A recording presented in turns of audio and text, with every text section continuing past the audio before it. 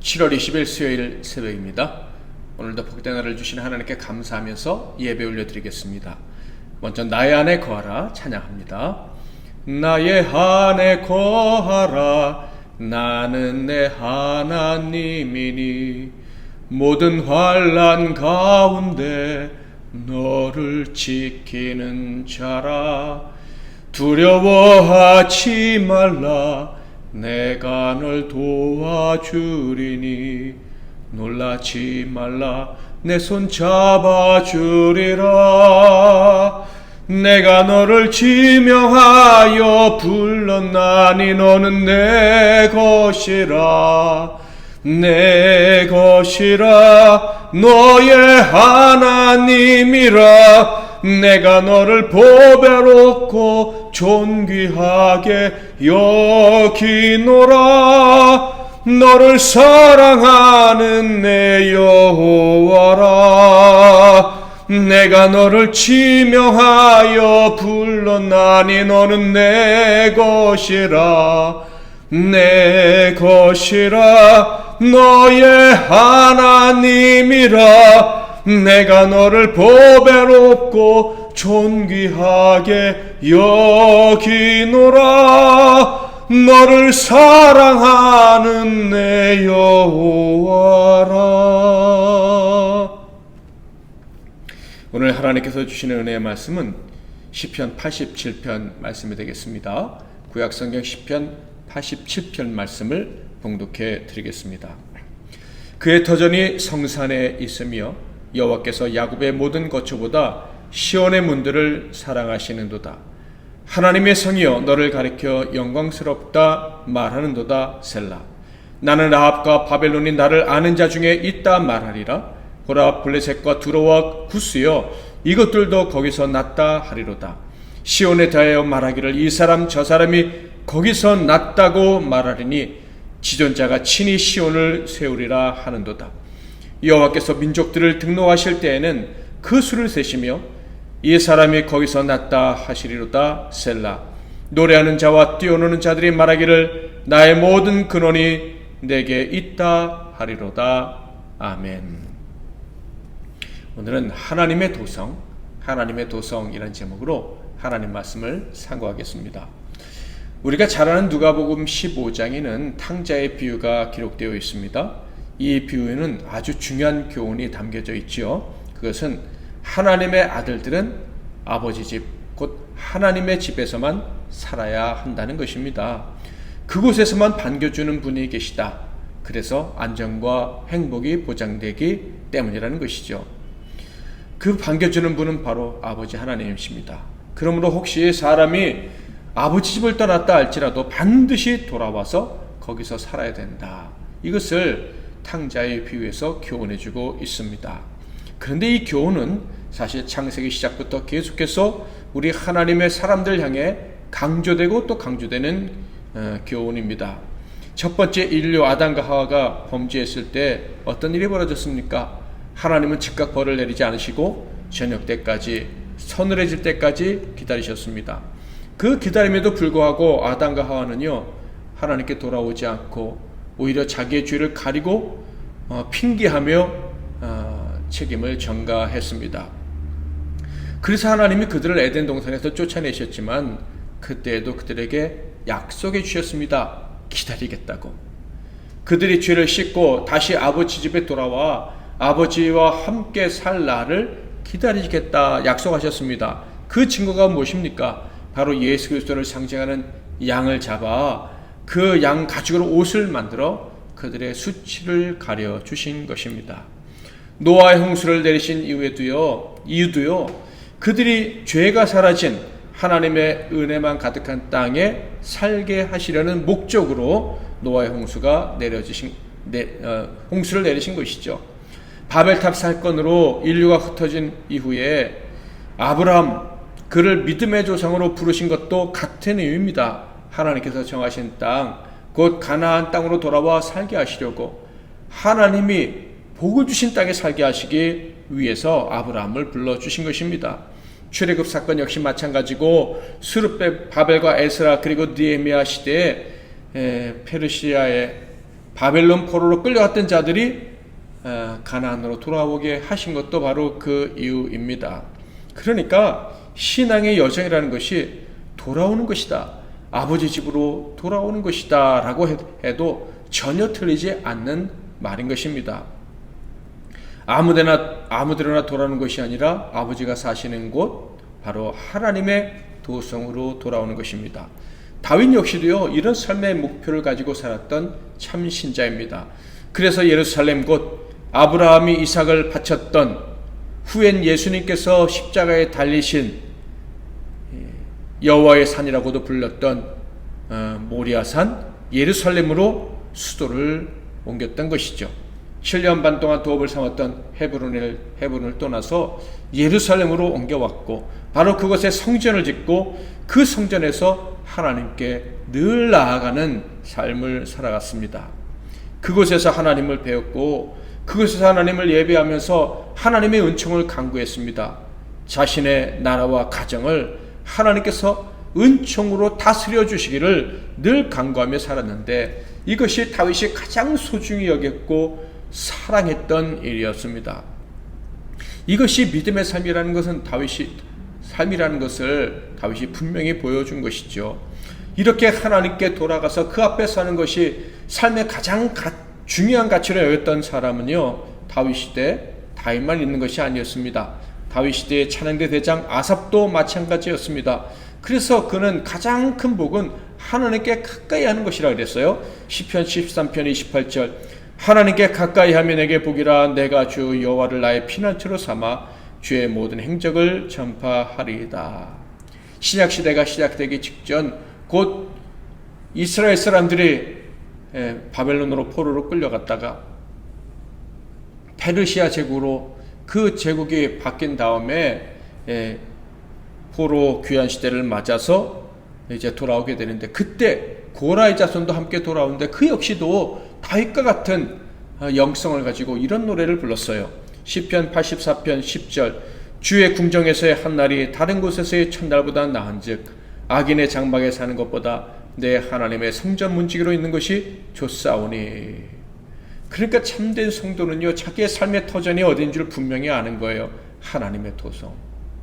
바로 그곳에 돌아가야 내가 살 수 있다는 것을 아는 사람들이 참된 성도다라는 거예요. 오늘 시인은요, 하나님의 도성으로 돌아가 살아야 될 이유에 대해 분명히 이야기를 하는데, 첫 번째로는 1절에 기록되어 있습니다. 그의 터전이 성산에 있으며.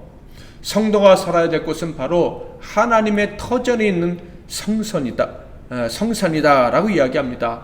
하나님의 도성, 하나님의 집이 있고 하나님이 임재하시는 그곳이 바로 하나님의 삶의 터전이다, 이렇게 얘기합니다. 하나님이 예루살렘을 삶의 터전으로 정하셨다는 거예요. 자, 하나님이 예루살렘 그곳을 성산으로 삼으시고 당신의 터전으로 삼으시고 거기에 사신다면 하나님의 아들, 딸은 어디에 살아야 됩니까? 당연히 그곳에 살아야지만 안정과 평안과 행복을 누릴 수 있는 거예요.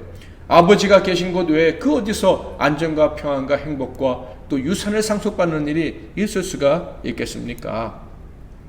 2절에서는 하나님이 시온을 삶의 터전으로 삼으신 이유를 알려주시는데, 바로 그것을 사랑하기 때문이다 라고 말씀하십니다.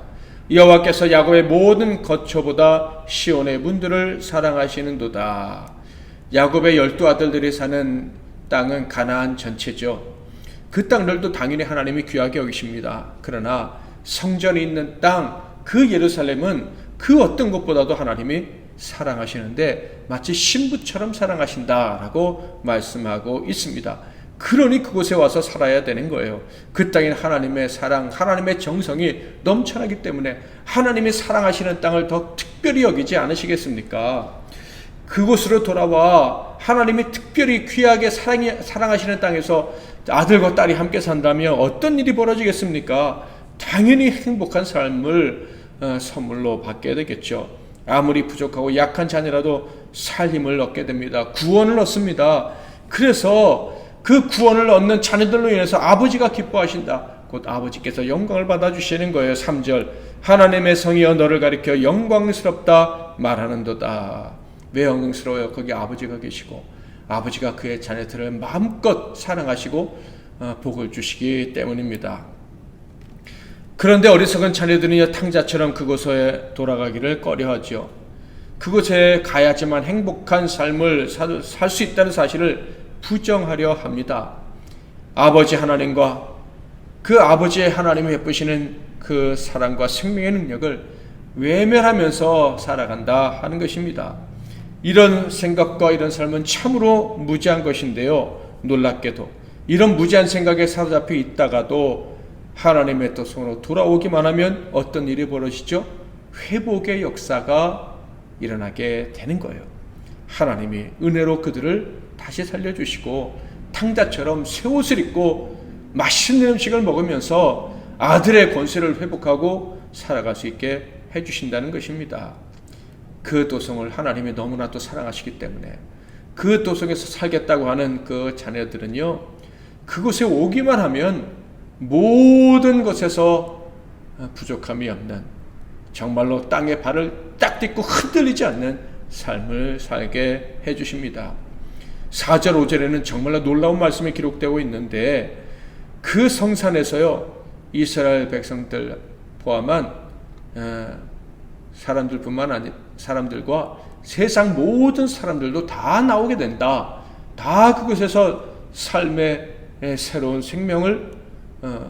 삶을 살아갈 수 있는 생명의 능력을 얻고 나오게 된다라고 말씀하고 있습니다.